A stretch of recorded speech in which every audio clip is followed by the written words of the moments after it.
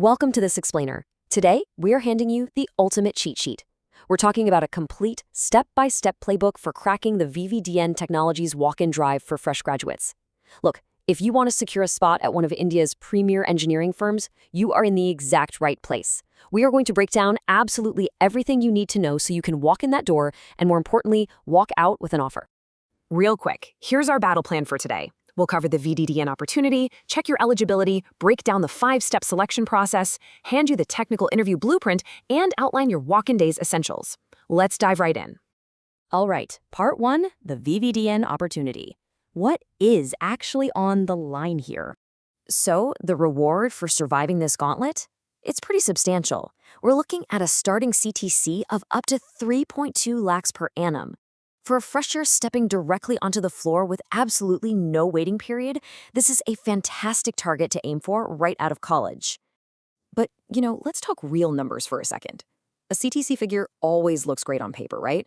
But after professional, tax, and PF deductions, your actual take-home is realistically going to sit between 17 and 23,000 rupees a month. Factoring in potential shift allowances and company benefits, this is what you should actually expect to hit your bank account every single month. Moving on to part 2, checking your eligibility. Are you actually qualified to walk through those doors? There is a really stark divide you need to be aware of here. Diploma holders, you've got broad access across 5 eligible streams. But degree holders, listen closely because this is practically a sniper mission. If your BE or B.Tech isn't specifically in mechanical engineering, you will be turned away, period. And the filter gets even tighter. If you graduated before 2025, honestly, your access has expired. VVDN is strictly targeting the 2025 and 2026 batches. What does that mean for you? It means if you fit this window, your competition pool is massively reduced. That is a huge advantage. Okay, part 3, the 5-step selection process. Basically, the gauntlet. Think of this like a video game boss rush. You'll clear document verification first, push through an initial aptitude or tech test, and if you survive that, you face the core technical interview. Clear the tech grilling, win over HR, and you finally unlock the offer. Remember, this is a marathon, not a sprint.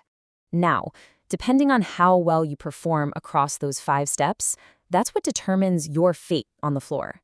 Whether you start as a graduate or diploma engineer trainee or slot directly into quality assembly or process engineering, the depth of your answers in those tech and HR rounds totally dictates your starting line. Which brings us to part 4, nailing the technical interview. This is your preparation blueprint. Seriously, you might want to take a screenshot right now because you cannot afford to study blindly. Mechanical engineers, you need a master's strength of materials, GD&T, CNC machines, and hydraulics. ECE and EEE diplomas shift your entire focus to basic and digital electronics, PLCs, sensors, and PCB troubleshooting. Do yourself a favor and only study the path that actually applies to you. But here is the secret, and a lot of people miss this. Technical skills absolutely aren't everything. Manufacturing floors run on to-the-minute schedules.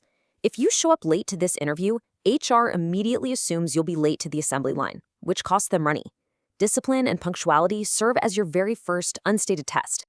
This is exactly why you have to vocalize those soft skills. HR is actively hunting for problem solvers who embrace flexible shift work and possess a strong learning attitude. When you're in there, verbally emphasize your teamwork and adaptability. Make yourself the undeniable, low-risk choice for them. Finally, part 5, walk-in day essentials. Let's talk execution day logistics. So you've got 3 specific windows to make your move: July 29th, 30th, or 31st. The absolute beauty of a direct walk-in process is that recruitment is fast. You don't have to wait around for weeks to be shortlisted online. You just pick the day that works best for you, show up, and shoot your shot. Now, because punctuality was listed as a core requirement earlier, arriving by 9:15 or 9:30 a.m. is absolutely vital if you want to get through the initial registration smoothly. The official reporting time is 10 a.m., sure, but arriving 30 to 45 minutes early, that's you passing that first unstated test of discipline we just talked about. Okay, let's talk location. The walk-in happens on the 7th floor of Block 2 at Pacifica Tech Park in Chennai. But listen closely, your final job posting will likely be in Bangalore or Hosur. So when HR asks if you're open to relocation, knowing these 2 cities are on the table gives you a massive strategic advantage in how you frame your answer. Please do not fail on a simple technicality. Missing even one of these documents, especially your original certificates and government IDs, is an instant disqualification before the first test even begins. Build an over-prepared physical folder with multiple resumes, passport photos, your Aadhaar, PAN card, original educational certificates, Xerox copies, and your semester mark sheets. Make step 1 of the gauntlet totally effortless.